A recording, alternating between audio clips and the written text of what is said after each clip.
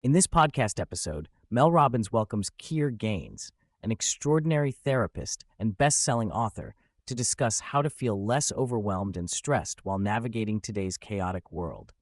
They explore themes of emotional fitness, resilience, managing insecurities, mental health, and the dynamics of relationships. Kier offers practical tools and insights to help listeners build emotional toughness, better manage their mental well-being, and develop meaningful connections with themselves and others. Kier introduces the concept of emotional readiness architecture, which he describes as emotional fitness, how prepared someone is to handle life's daily challenges with awareness and intentionality. He emphasizes that instead of constantly reacting to stressors like a pinball bouncing off every obstacle, people can learn to pause, gain perspective, and respond with clarity. Kier points out that today's fast-paced, productivity-driven world continuously bombards individuals with demands designed to capture attention, leaving many depleted and overwhelmed.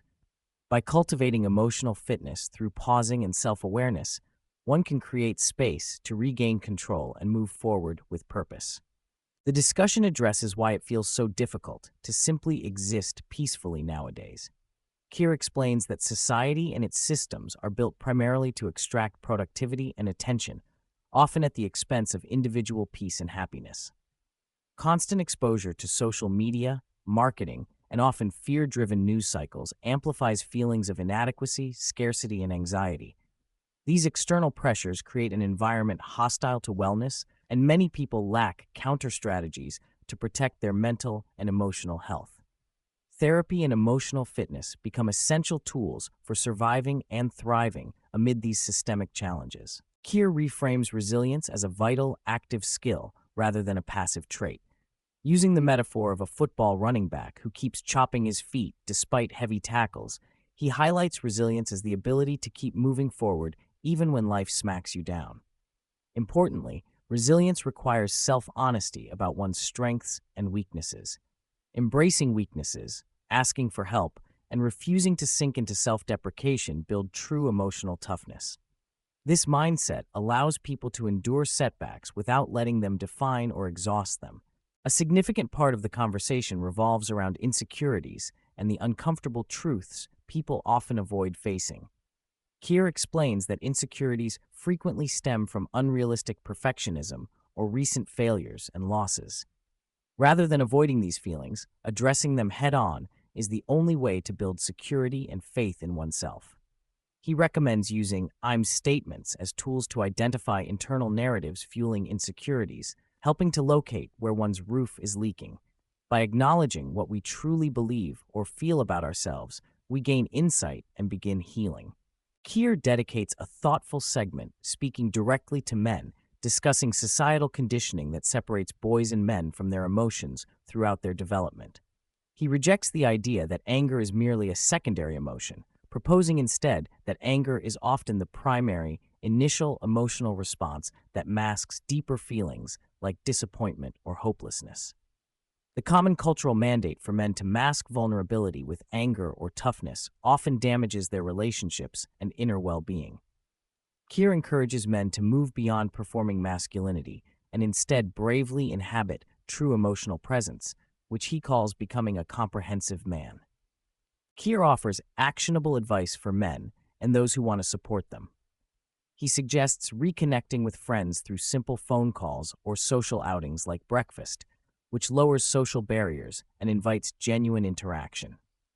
These acts provide men safe spaces to share emotions indirectly through physical activity or shared meals, easing awkwardness that face-to-face conversations can provoke.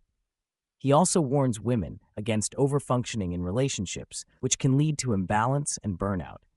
Encouraging accountability rather than blame supports healthier partnerships. Kier stresses the importance of valuing one's self-approval over external validation, even though society often conditions people to do the opposite.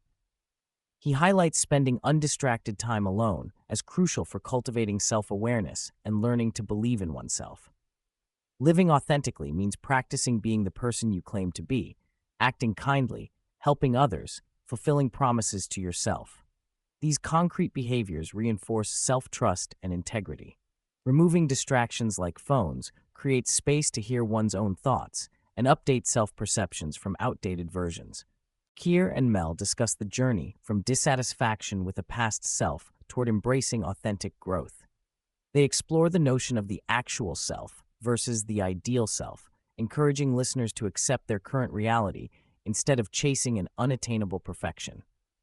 Self-honesty about behaviors and reactions, paired with feedback from trusted people, provides invaluable clarity for change. This compassionate awareness creates the freedom to pivot and grow rather than remain stuck or self-critical. Kier shares his own experience with depression and anxiety, emphasizing that progress looks different than many expect. For those struggling, even small improvements or halting worsening symptoms count as wins. Anxiety involves false predictive narratives causing distress, while depression distorts mood and orientation to the world. He recommends shrinking expectations to meet the moment and focusing on survival rather than thriving. Getting professional help is key, along with possible medication when appropriate. Self-care routines like getting sunlight, maintaining sleep hygiene, and allowing solitude to recharge become vital parts of management. The episode outlines symptoms of depression, such as loss of interest in once-enjoyed activities, mood disruptions, withdrawal from relationships, and changes in sleep or weight.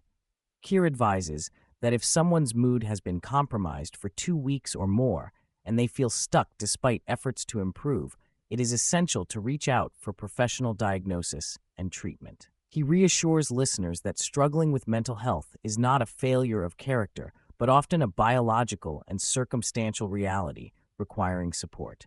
When overwhelmed, Kier advocates for pausing and naming the feeling without attempting immediate fixes. Overwhelm often results from system failures rather than personal faults.